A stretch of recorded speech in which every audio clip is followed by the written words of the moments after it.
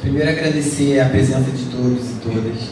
É muito importante que vocês estejam aqui, né, discutindo o nosso território, discutindo políticas públicas para o nosso território, né? Eu queria abrir essa fala me solidarizando com a situação que se encontram os rios da Amazônia. E é importante que a gente pontue aqui, porque a situação lá está calamitosa.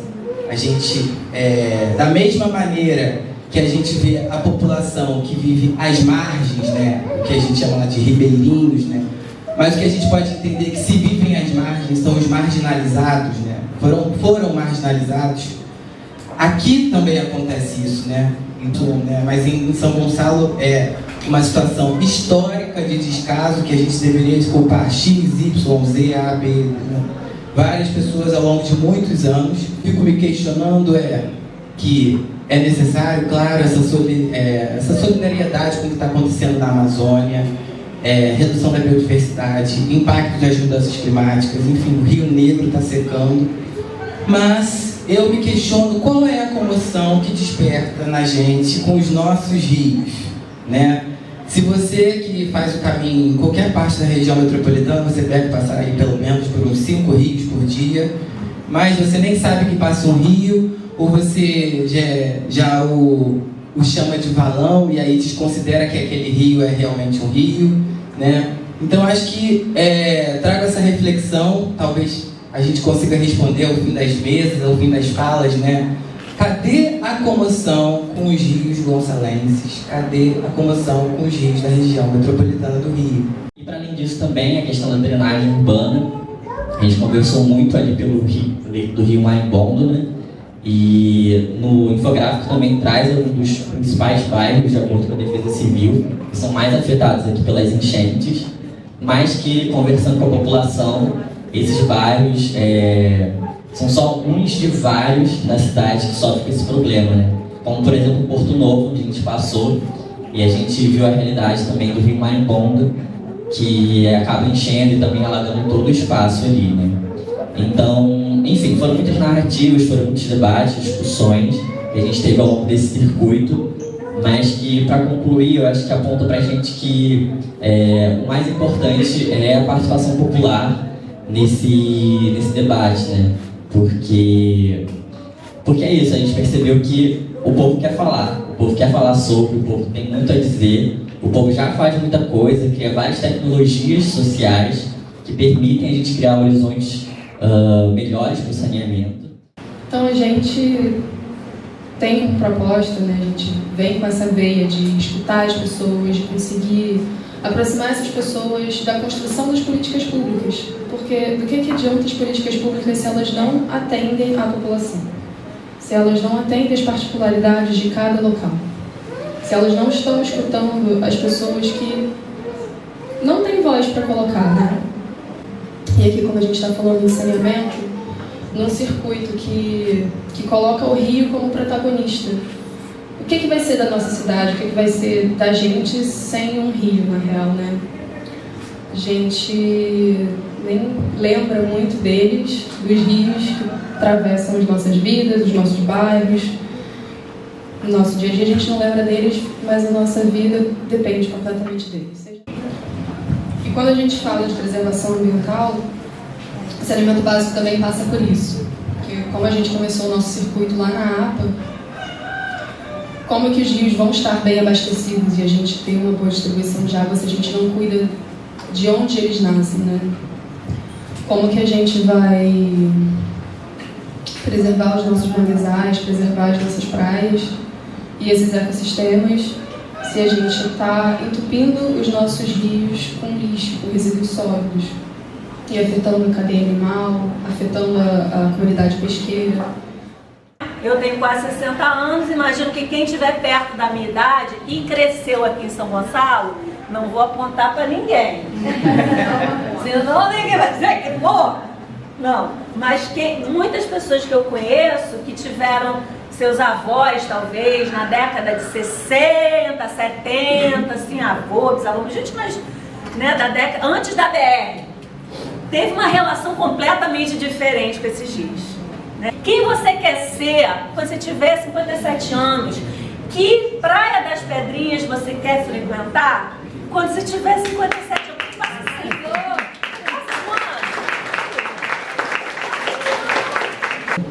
E aí, o que você quer no seu futuro? E o seu futuro talvez seja sejam as pessoas que têm mais de 50, 60 anos de idade.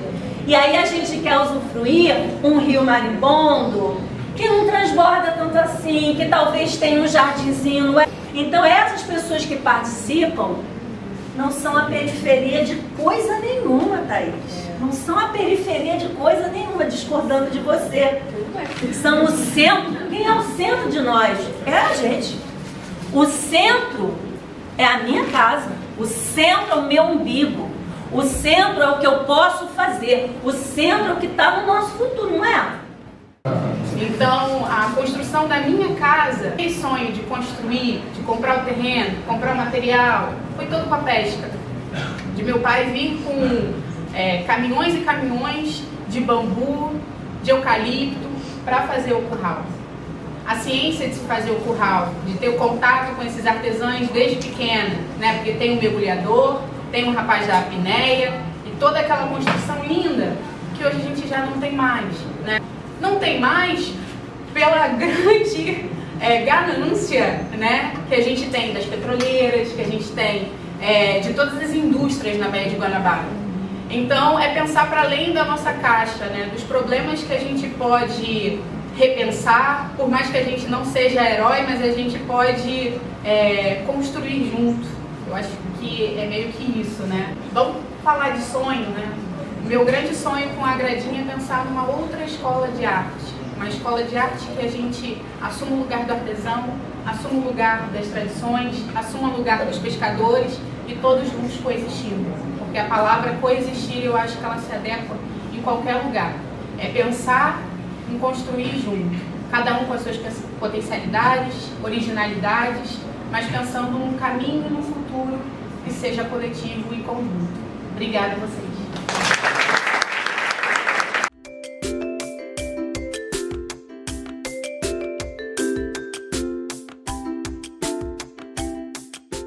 Eu sou uma mulher favelada, então moro numa favela chamada Complexo da Torre.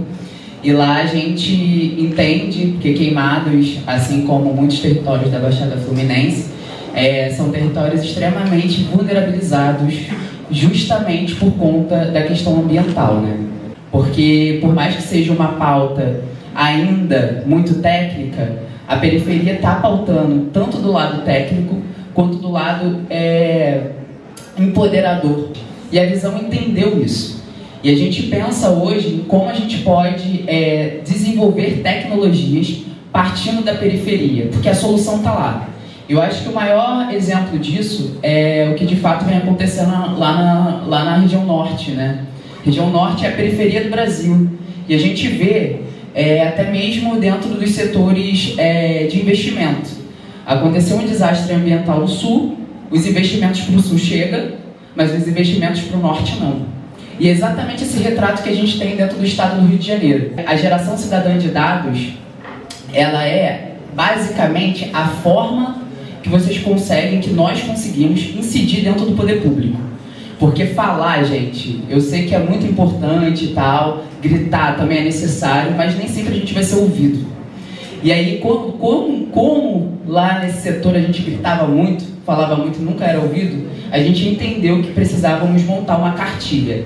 Porque a gente tinha base de dados, a gente tinha uma brigada para enchentes, que foi onde surgiu tudo isso, né? E aí a gente unificou todos esses processos e adentramos o Conselho Municipal de Meio Ambiente.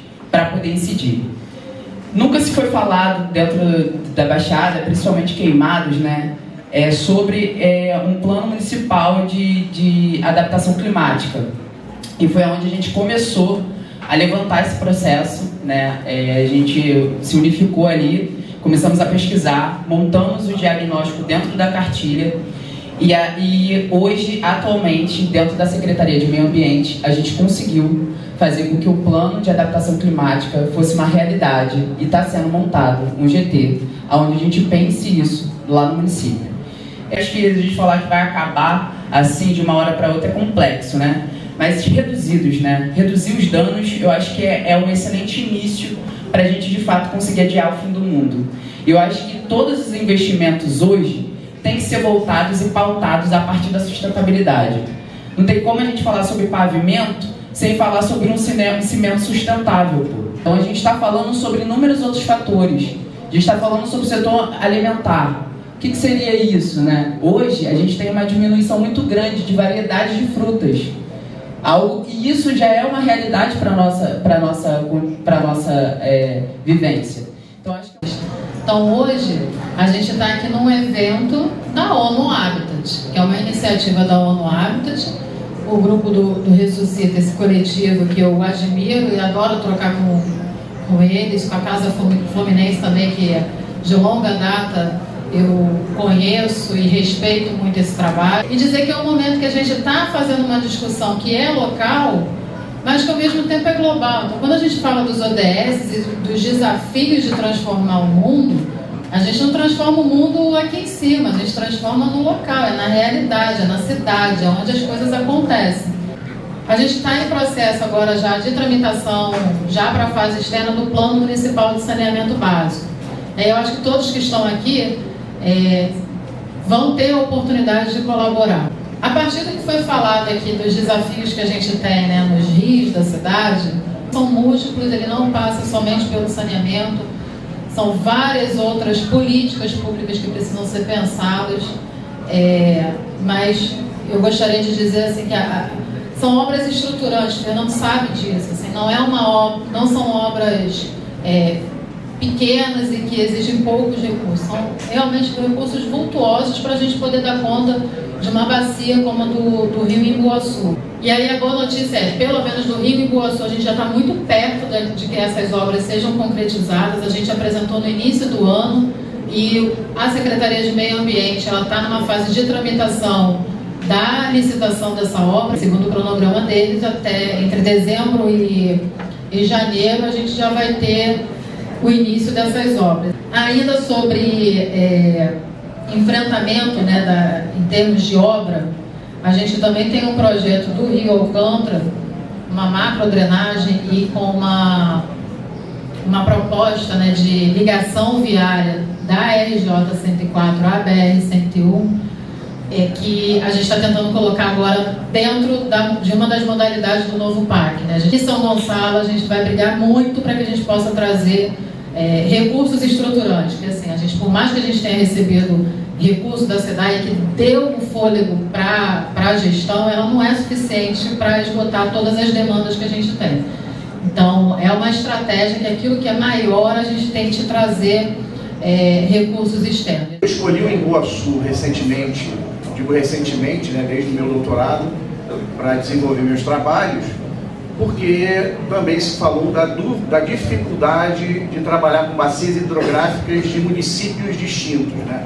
Então eu tenho uma vantagem no Imbuaçu, ele é só no município de São Gonçalo. Então, assim, se eu tiver que articular com alguma instituição pública, vai ser só com a prefeitura, no momento. Então, essa questão de governança, eu acho que é um grande gargalo que nós temos na questão do saneamento, né? A Baía de Guanabara, nós temos 11 municípios que acabam contribuindo para a poluição. E quem responde por isso? Né? Quem é que vai ser o verdadeiro responsável em chamar todo mundo para essa articulação? Então, realmente, a sociedade civil tem que se organizar para cobrar essas informações. E como que a gente cobra isso? Com ferramenta, né? Como administra isso? Né? Então, assim, a gente tem que ajudar, sim, dos programas. Foi lançado mês passado o programa programa Bahia Azul, né, pelo Estado. Então esse programa define quem vai ser o gestor, né, de toda essa governança, né, quem vai se responsabilizar em atrair todo mundo e discutir essas questões. E também define uma possível fonte de recurso, né, no FECAM, direcionando para as questões ambientais da Baía de Guanabara. O problema é que é o seguinte, gente, o poder público, muitas vezes, ele não sabe o que fazer com esse dinheiro. Né? Por mais que a gente tenha técnicos, por mais que nós saibamos as necessidades, nós precisamos de direcionar. Esse é o papel da sociedade civil. Nós estamos desenvolvendo um projeto de biotecnologia, né? No Rio Iguaçu. Já foi assinado um convênio com a SEAS, né, que é a Secretaria do Ambiente do Estado, e apoiado pelo INEA. O INEA vai ficar monitorando o Rio Iguaçu enquanto a gente aplica uma biotecnologia para reduzir, né, a matéria orgânica que está entrando in natura na Baía de Guanabara. Então, assim, é uma forma da gente contribuir também com a pesquisa associada ao poder público, e mostrando que a sociedade sim está presente, seja ela pela universidade, seja ela pelos moradores, seja ela por qual caminho que seja.